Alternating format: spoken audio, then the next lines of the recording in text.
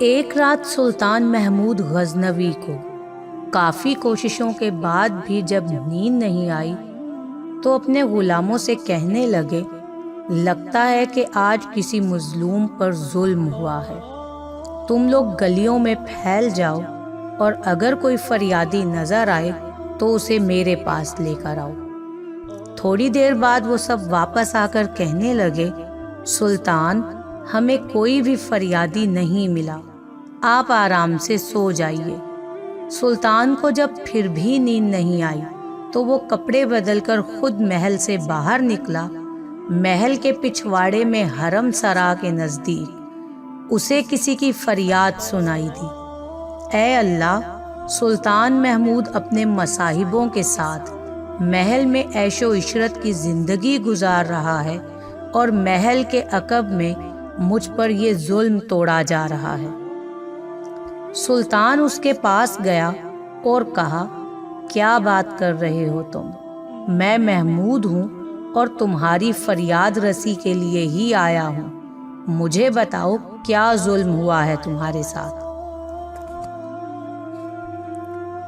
آپ کے خواص میں سے ایک شخص جس کا نام میں نہیں جانتا ہر رات میرے گھر آتا ہے اور میری بیوی پر ظلم و تشدد کرتا ہے۔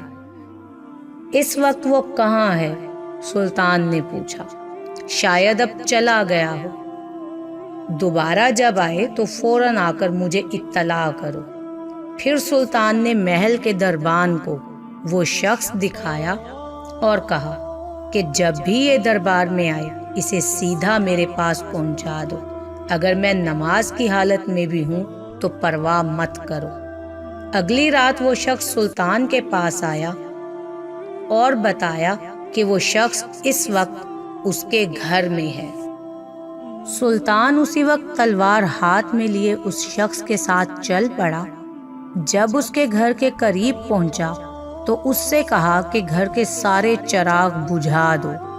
پھر اندھیرے میں ہی اس کے گھر میں گھس کر اس شخص کا سر تن سے جدا کر دیا۔ پھر سلطان نے حکم دیا کہ چراغ روشن کر دو۔ اس شخص کا چہرہ دیکھا اور سجدے میں گر پڑا۔ پھر گھر کے مالک سے کہا، اگر کچھ کھانے کو ہے تو لے آؤ، مجھے بہت سخت بھوک لگی ہے۔ آپ جیسا سلطان مجھ غریب کے گھر کھانا کھائے گا؟ سلطان نے کہا، جو کچھ بھی ہے لے آؤ۔ وہ شخص ایک سوکھی روٹی اٹھا لایا جسے سلطان نے بڑی رغبت سے کھایا۔ وہ شخص سلطان سے پوچھنے لگا کہ چراغوں کو بجھانا، سجدہ کرنے اور روٹی طلب کرنے کے پیچھے آخر ماجرا کیا ہے؟ سلطان نے جواب دیا، جب میں نے تمہاری داستان سنی تو سوچا کہ میری سلطنت میں ایسا ظلم کرنے کی ہمت صرف میرے کسی بیٹے کو ہو سکتی ہے۔